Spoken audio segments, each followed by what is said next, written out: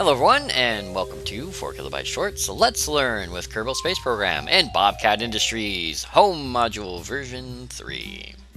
Now the version 3 is a little bit different than version 2, which was a little bit different than version 1. But version 3 is like way different from version 2 and version 1. And we'll go ahead and show you how here. If we take a look here at the H.O.M.E 3 jetpack, that is the first piece of the module. It has nothing to do with the module, it's just something that's added in the collection. It has good TWR, but unfortunately it's very dangerous for your Kerbals to use. I had Bob try it out once, it flung him out, and then flew off and exploded. So it's really up to you whether or not you want to try to use it. I don't think it works as a command share, but it can connect top and bottom, as you can see. So it's really up to you whether or not you want to try it as a command share. Again, I only used it once, so for practice, you're probably going to use practice. It does have its own SAS module. Take a look really quick. SAS equipped. Done. But I'm not sure how well it works. So that's up to you guys to choose. So that's just a little ancillary thing that I want to show you before we get moving too far into the thing. Now, our main goal here, of course, is the H.O.M.E Mark III command pod, which is main command pod modules for H.O.M.E orbiting system. Contains all the necessary life support and stuff you need for a long interplanetary mission. So we take a look at that. It's really huge. Look at that. It's huge. Got some parts and pieces on it, too. So let's take a look here. So what we have is just the module. It does have internals. It's really awesome. It carries 3 Kerbals, has its own RCS thruster, RCS unit. So we take a look. Electricity is 250, monopropellant is 200. And of course, as we all know, 200 monopropellant can get you pretty far.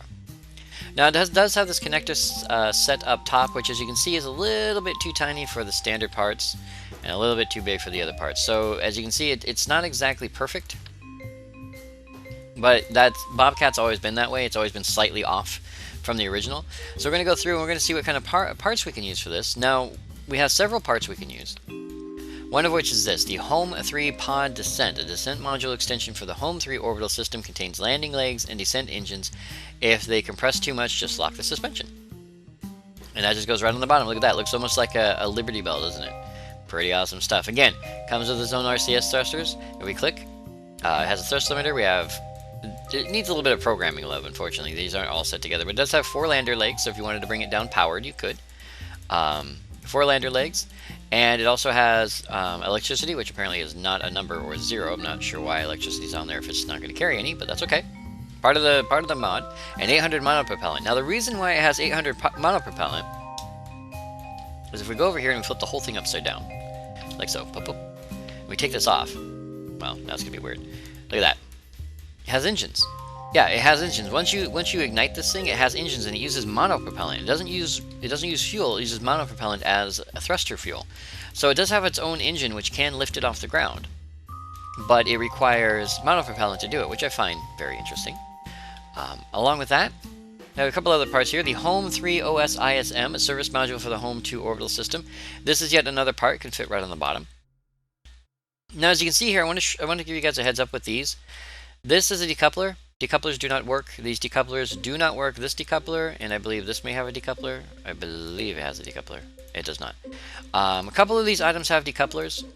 Note that they do not function. At least they don't function for me. They may function for you, but they do not function for me. So if you stick a part on another part, even if it has the fairing on it, please note that you may not be able to decouple without a separate decoupler, and that would be just a standardized decoupler like so. Very, very important.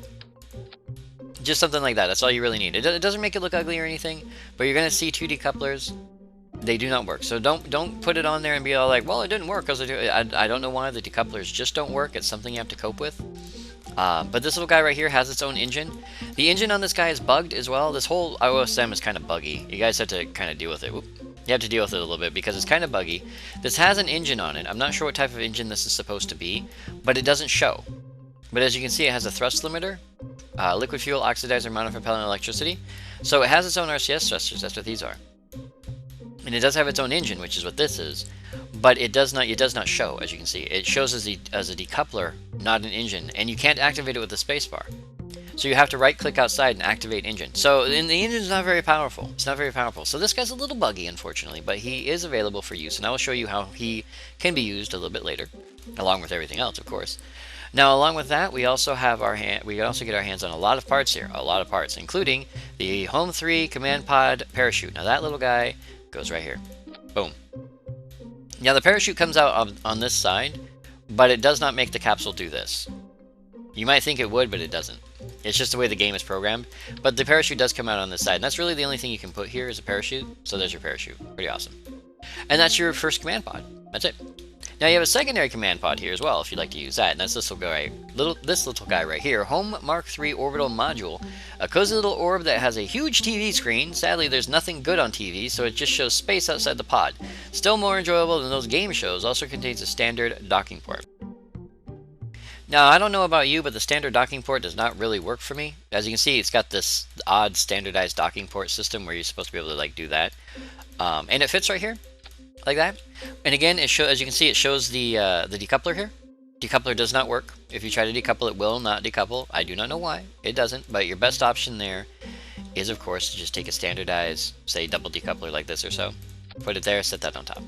A little bit uglier, but until it can be fixed. I have like the original release, so maybe they fixed it by now. But until it can be released, or until it can be fixed, this does not decouple. You have to put a decouple in between. Sorry to say.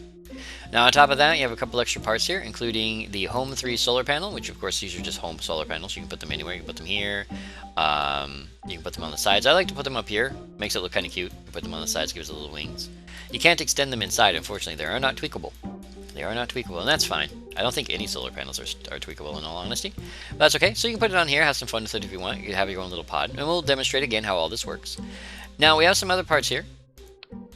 We'll go ahead and dump this and start over. We have the H.O.M.E 3 base main hub. H.O.M.E 3 main base hub allows for up to 4 Bobcat Industries standard containers to be attached on the side. Boom. So this is very similar, if you guys remember, as the Bobcat H.O.M.E Industries Mark II, where it had the side slots that you could stick stuff in. Unfortunately, there's no converter, no air converter or anything like that. But what we do have right now is a habitat module, which can go on. Boom. And a docking module, docking tube. Now the docking tubes are interesting because they indeed dock. They really do dock, and they're very powerful. Very powerful. I was able to get 2 of them to dock together right here on Kerbin just by floating one right next to the other. The magnets work like really far apart. They work really well. And when we head outside, we will take a look at exactly what this looks like. But first, I want to show you how this whole thing gets put together, which is we have a H.O.M.E 3 cargo parachute, large 3 canopy parachute for landing H.O.M.E 3 module on atmospheric planets. So we take that, boom. Now it ejects 3 parachutes here, here, and here, and it works just like a standard parachute. Very strong, very strong. You can put things on it if you want to. You can put, more life module. I'll just go ahead and complete the life module so you can see what it looks like. And 3. Now with this whole thing landing, you want to go here. I don't know why it's here and not back here with everything else. Things are kind of in a weird place, but this is where they're default, so I didn't want to screw you guys up. So they're where they're default in the game, or in the original mod. So we have the H.O.M.E 3 pod descent module. A set of landing legs for the H.O.M.E 3 base module carries electrical charge, heat, shield, fuel, and landing engines.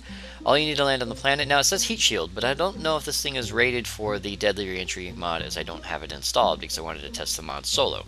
So it may not have a blade of coating, which in case it doesn't, you may have to add it yourself or just hope to God it doesn't explode.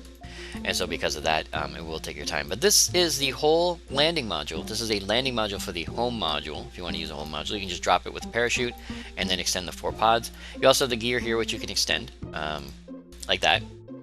And I want to show you guys something very interesting about this, about these landing gear when we get outside. Really interesting stuff. And if we flip it over, there are 6 jets on this thing for fuel, which it uses monopropellant fuel as well. It's 800 units of monopropellant.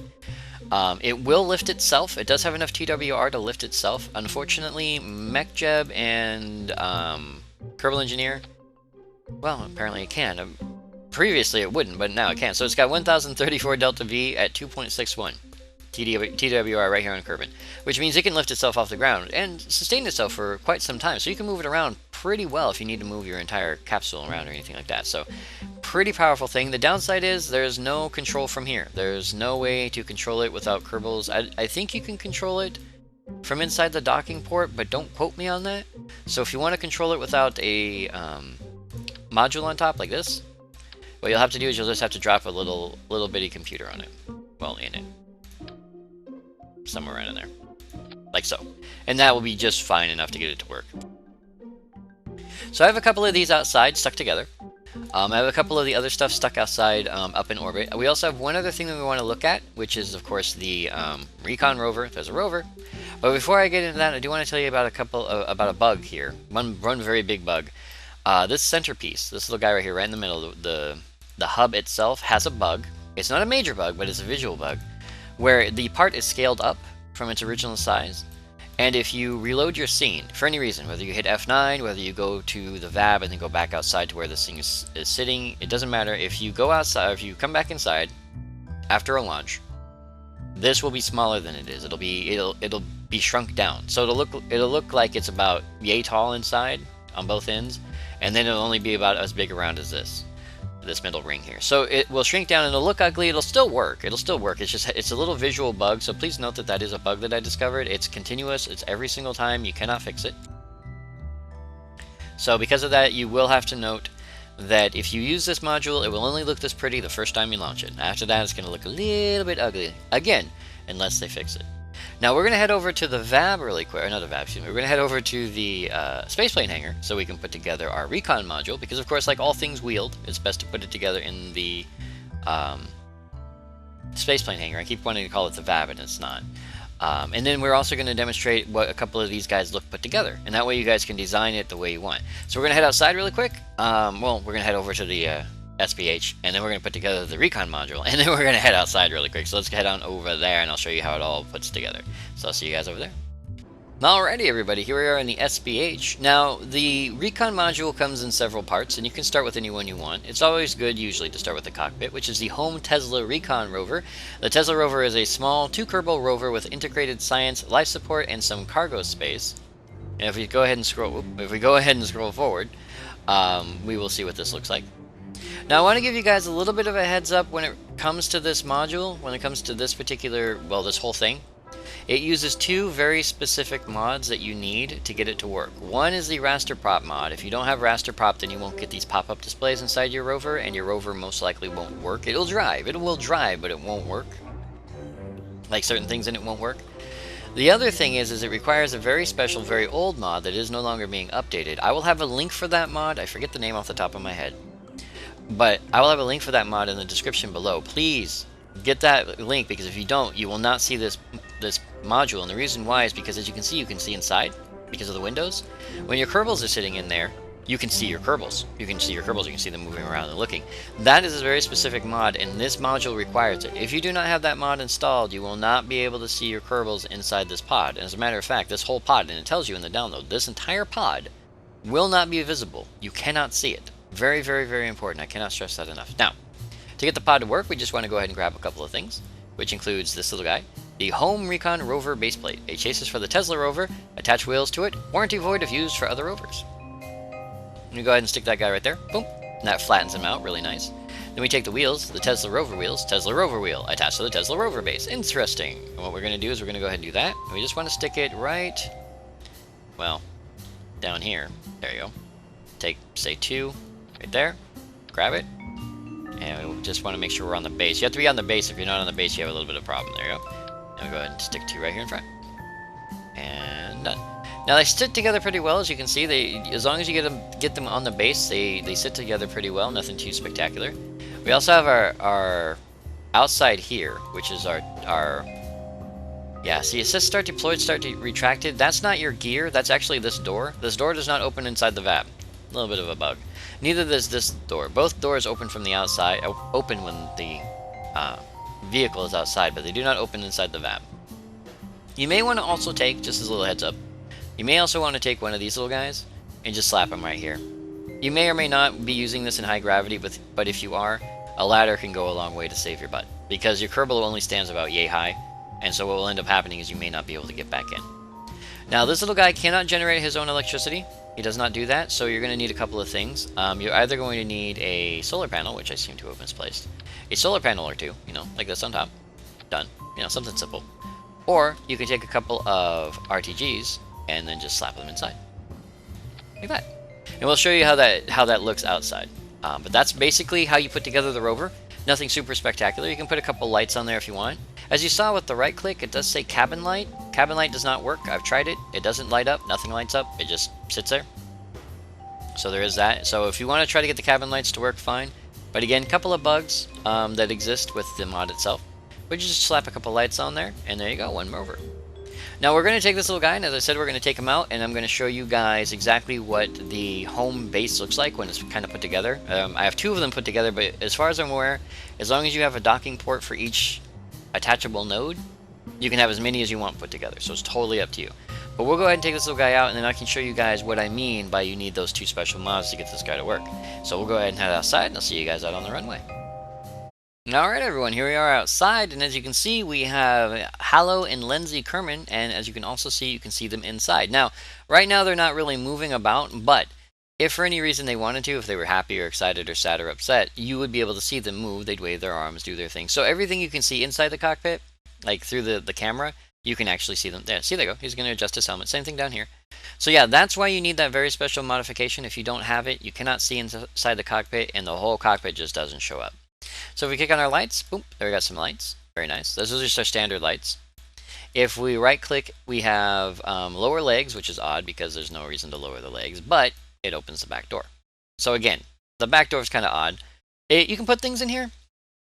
I don't know what you put in here. You might put a, what's the word I'm looking for? You might put a Kerbal attachment system thing back here, like you want to put a case in here so they can do Kerbal attachment system stuff. Right now, since I don't have any other mods installed, I just use it for an RTG bin. Nothing too spectacular. So it raises legs, closes the door, little animation glitch. We have open mid door, which is this little guy on the side. I have no idea what you'd put inside there, but it is available if you want it. It's supposed to be for like medical kits, I suppose. But no idea what you'd put in there. And of course that closes itself back up. That's about it for this part. But if we go inside, we have ourselves tons of little cameras. Now, for those doors, if you want to do it from the inside, it's these switches. So if we flip those two switches, the outer doors will open. This one, kind of buggy. Well, that's not buggy. That's not the problem. It's the animations interrupt each other is the problem. So if you open them both at the same time, it causes an animation error. So if you open up one, it'll open just fine. So that's what these two buttons do, and they're both on the same side of the cockpit, so there's two over there on that side as well. And then of course you have the raster prop mod. If you guys have never seen it, you do need it to make this thing work. Without it, as you can see, there are no HUD pop-up displays, there's no nav ball, there's no anything. You have to use the raster prop mod. And there's a link on the forum for that. I'm not going to bother linking it, there's no reason to. There's a link on the forum. It tells you all the different mods you need and where you can find them. The only one I'm linking is the one that I had to find manually because the link that they sent you to goes to Kerbal Spaceport, which is now closed.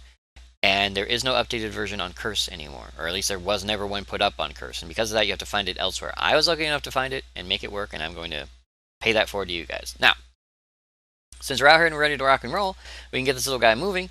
Now, as any rover, it moves the way it moves, which is to go forward, it turns. You can lock the suspension and the wheels if you want to, nothing super psychotic or insane. The wheels do take damage, of course, if you go too fast. I've gotten this thing to clock up to about 20 meters per second here on Kerbin. Doesn't like to flip. The more wheels you have, of course, the more it doesn't like to turn, which is probably really good on other planets. I did take one to the moon. It was pretty interesting. When I got to the moon, it turns really well. It tries to turn, like flip a little bit if you go up to around 16 to 20 meters per second, like its maximum speed. But otherwise, it controls really, really well because, as you can see, it has a really wide wheelbase, which is really awesome. It does have that standard classic, I guess you can call it, issue where if you try to stop short on something on a place with light gravity, it will fly forward. That is kind of a buggy issue, unfortunately, but that's just part of physics, so you can't really get away from that. All right, so here we're coming up on the Home 3 habitat is what I just called it. Nothing super spectacular about that, but there are two of them stuck together. And as I said, basically what I did is I launched one from the launch pad. I brought it over and dropped it. I brought a second one to the launch pad, and it landed about here, you know, a few yards away. And I was able to just float it under its own power over to here and land it next to these two, and boom, done. Well, land it next to this one, excuse me, and boom, done. And it was able to dock. It docked really, really well, really, really easily. Nothing super hard about it. The docking ports can be used in space, probably to a great advantage. But there we go. All right, this guy takes a little bit to stop, so. So we break all the wheels and get jammed up. I guess that makes a perfect example for this. Let's go ahead and have H.O.M.E climb out. Note to self, don't do that.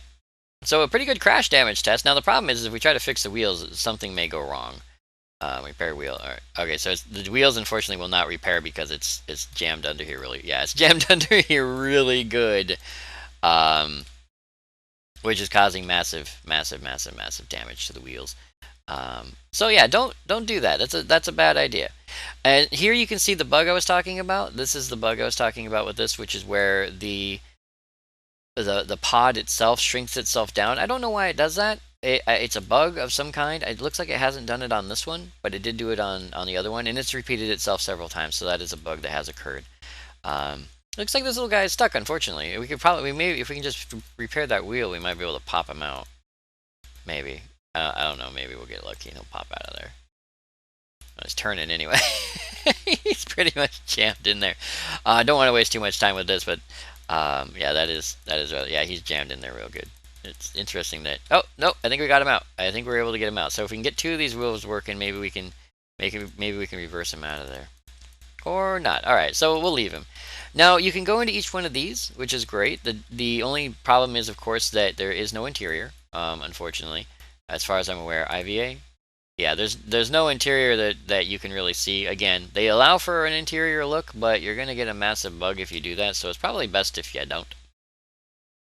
Let's go ahead and have him EVA, and he'll EVA back. Okay, that's really odd. Why did you EVA from there, little buddy? Where did our friend go? Okay, so yeah, a little bit of a bug there apparently. We were able to EVA one Kerbal, not another one. Unless we just get him from out. Okay, yeah. So a little bit of an EVA bug there, so be cautious with that. It thought that we were on here, but it was using Lensy as a camera, so be cautious again. Not too big a deal. Again, little habitats. I put a few habitats on here. So if you were to say take a habitat off one of these ends, you could drop another docking port down and stick them together.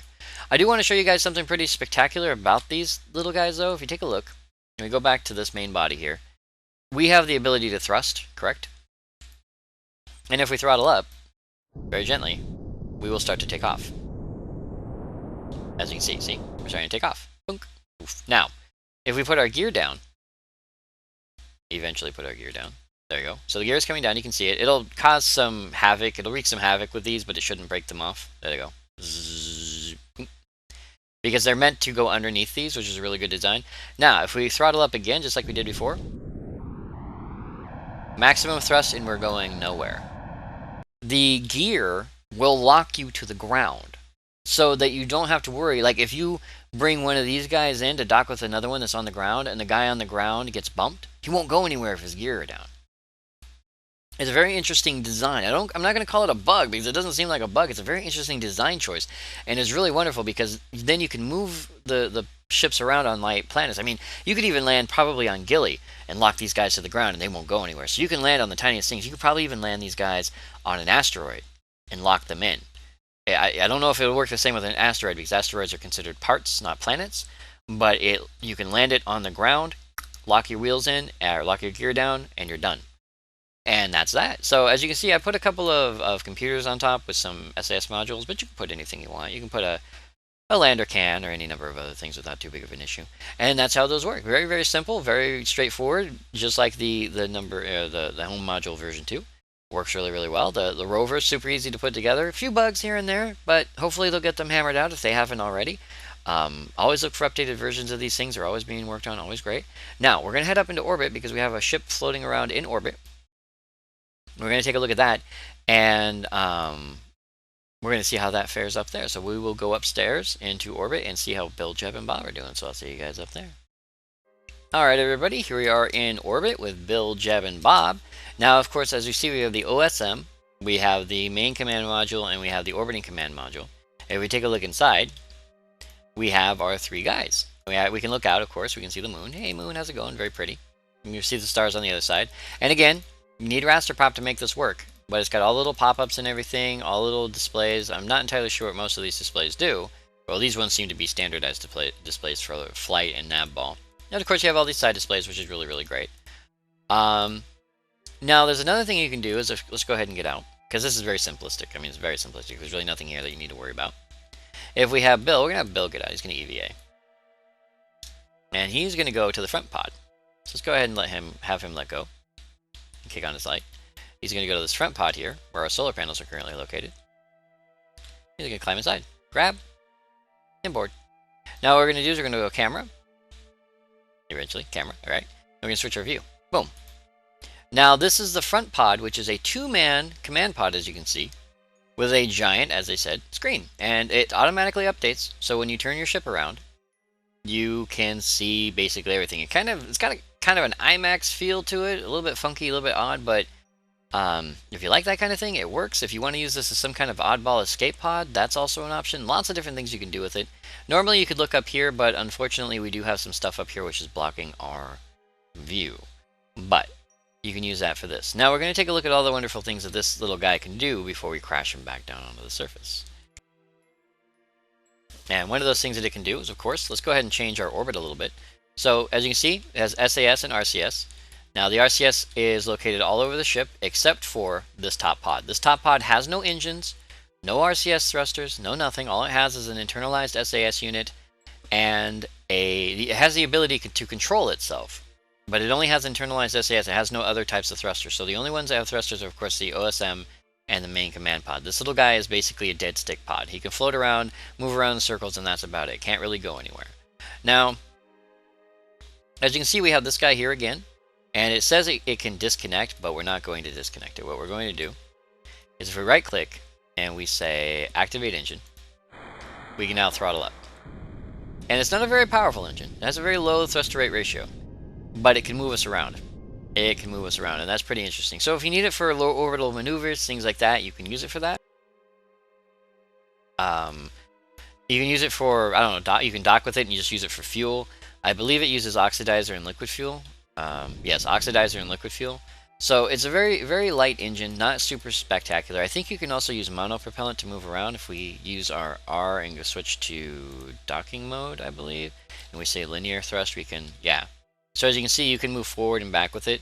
So it has linear thrusters if you want to use that. Totally up to you which way you want to go with that. But it's kind of buggy, and again, as long as it's buggy, I wouldn't suggest using it. But if you can find a way to use it well, totally your business. Now what we can do here is we can quick save just in case. What we can do here is we're going to go ahead and separate. Yeah, we're going to separate. So what that means is we're going to disconnect this from us. So we're just going to go ahead and go boom. And that, of course, didn't function the way it was supposed to. Odd. See, now it's showing this engine is running. But while it's showing this engine is running, it's also showing this engine is running. Again, buggy. You have to be very careful about that kind of thing. So we're just going to go ahead and decouple. There you go. And that's going to get rid of that and that. Bye-bye. And now we have our monopropellant engine, which, of course, we can turn and fire. And again, very gentle engine. It can push this thing really well if you needed it to, but you can deorbit with it. It works 100%, no questions asked. Now what we're going to do is we're going to leave Bill inside this little guy, and we're going to eject that. Boop. And Bill's all on his own. Now again, this guy has no power under none of his own power, but what he can do, as you can see, is he can turn. He has the ability to turn. So Bill is kind of stranded up here a little bit. Bring back. Here you go. And this guy has no power, so what we're going to do is we're going to turn this little guy around before he runs out. And we're going to let him deorbit. So we're going to very, very gently, without ramming anything, turn him around and deorbit very gently. And there he goes. So as you can see, it's got a little bit of power to it. It can deorbit you pretty quick, without question. Just zoom, gone. And there we go. Done. Now again, I don't have Deadly Reentry installed, so I can't test this against the idea that it can stand a reentry, but it should be able to without too big of a problem. But what we'll do is we'll go back to Bill. Now I know that everyone's coming down and that's fine and it doesn't like switching things, but we'll take Bill and we'll flip him around. Now what we can do is we can activate, what decoupler is this? Okay, see again, it acts as a decoupler, but it's not a decoupler. Quick F5 just in case. And you press spacebar and it should activate. Alright, there's all the engines activated. And so we'll just go ahead and burn off a little bit of fuel. Just a very teeny tiny bit of fuel, just enough to bring it out of orbit. Nothing super spectacular. And there it is.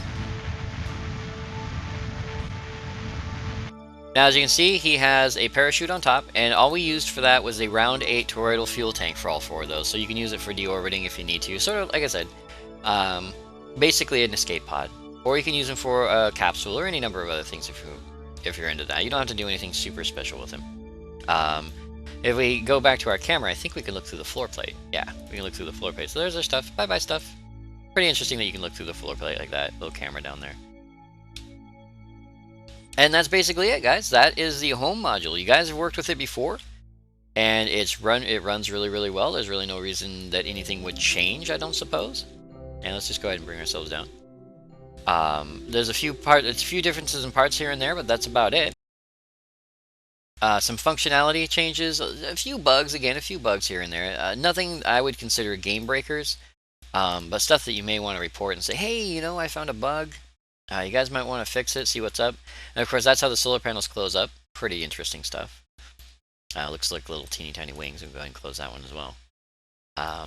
But yeah, pretty interesting stuff. Fun, great. It works really, really well. It's got a nice modular-esque design, at least for the landing pod. I won't say that these command pods work really well with stock parts. There's a little bit of a connection issue. But if you have other mods that you can use for size changes between like 2.5 meter parts and 3 meter parts, then you're pretty set, I'm pretty sure. And if you have the old Bobcat home module, maybe version 2.0 working, I do understand there's a lot of bugs in the latest versions. You could probably use some of the parts from that, so on and so forth.